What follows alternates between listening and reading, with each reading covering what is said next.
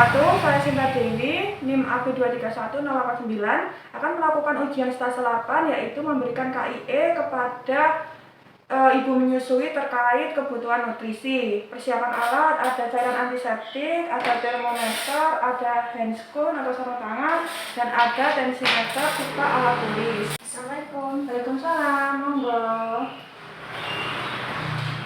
Bentar ya, saya tutup dulu.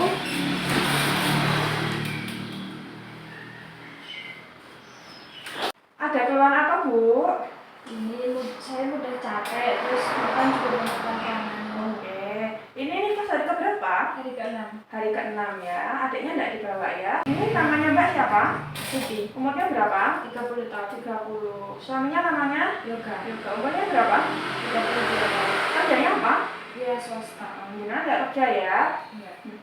Terus ini udah capek sama pantang maem gitu ya? Sama ibu yang larang gitu? Iya. Sebelumnya perkenalkan, saya Bidan Sinta yang akan melakukan pemeriksaan ke Mbak ya. Ini nanti saya lakukan pemeriksaan dulu, setelah itu saya akan jelaskan terkait keluhan sesuai dengan hasil pemeriksaan yang didapatkan gitu ya Mbak ya. Sebentar nih, saya cuci tangan dulu.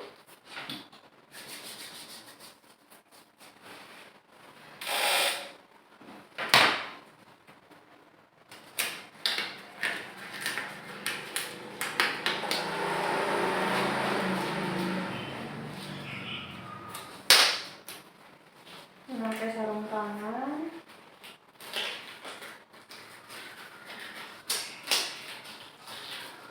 Saya cek sebentar ya Mbak.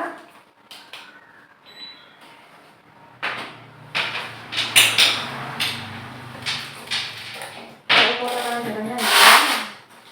Tekanan darahnya biasanya normal ya? Normal.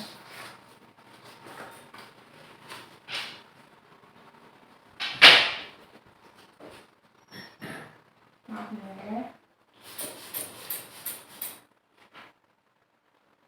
Oke, langsung. Bentar ya Mbak, saya cuci tangan dulu ya. Membuang sarung tangan ke kotak sampah, melakukan cuci tangan.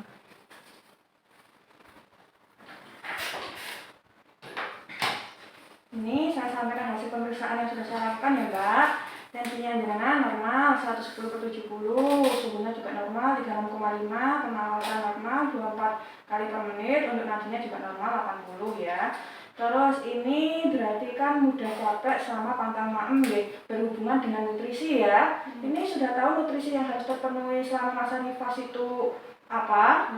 Belum ya. Jadi nutrisi masa nifas itu adalah kebutuhan gizi yang harus dipenuhi selama masa nifas gitu ya. Selama ini berarti kan kalau pantang maem otomatis ada yang tidak terpenuhi gitu ya Mbak. Untuk manfaatnya sendiri, untuk memenuhi kebutuhan Mbak sama adiknya. Terus bisa juga untuk menunjang tumbuh kembang adiknya. Kalau gizinya jenengan kurang, otomatis kan tidak mampu memenuhi gizinya adiknya juga. Terus juga bisa mencegah anemia serta malnutrisi atau kekurangan gizi pada saat jenengan nifas. Selain itu juga selama masa nifas Mbak itu harus memenuhi kebutuhan seperti kebutuhan karbohidrat, sumber energi, protein, air, mineral, vitamin, itu harus terpenuhi semua.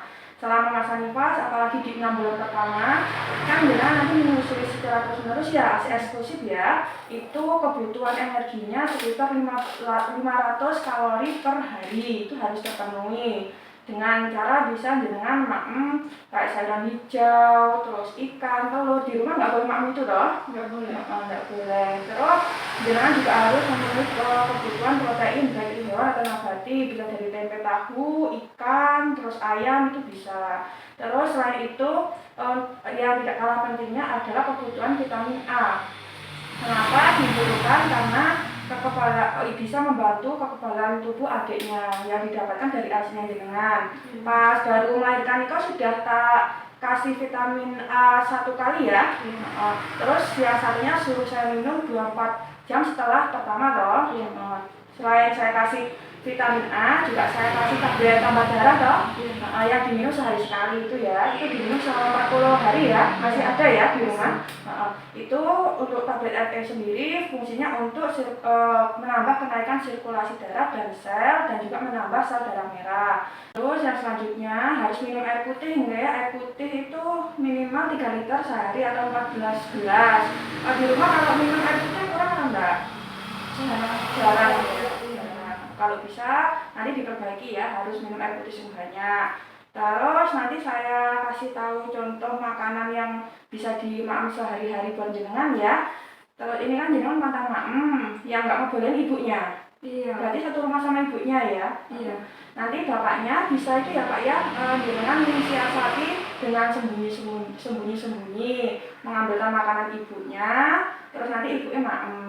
Kalau misalnya pas ibunya jenengan keluar, nanti jenengan bisa maem, ngaten ya. Pokoknya harus maem apapun itu boleh, malah harus yang beragam. Terus kan pantang maem mesti nggak boleh maem kayak telur, ayam, kayak gitu ya. Karena kalau kata orang dulu garai gatel, padahal itu gatel proses lukanya itu ndang garing. Kalau semuanya nggak di pantang makanan, nanti lukanya yang dijahitan itu nggak kering-kering gitu ya Mbak ya.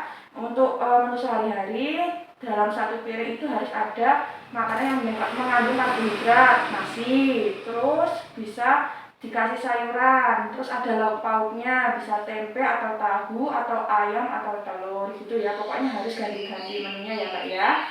Ini ada yang mau ditanyakan? Nggak ada ya. Nanti pokoknya intinya harus minum air putih yang banyak. Buat istirahat, makanannya harus beragam, terus nggak boleh pantang maem, gitu ya. Sudah.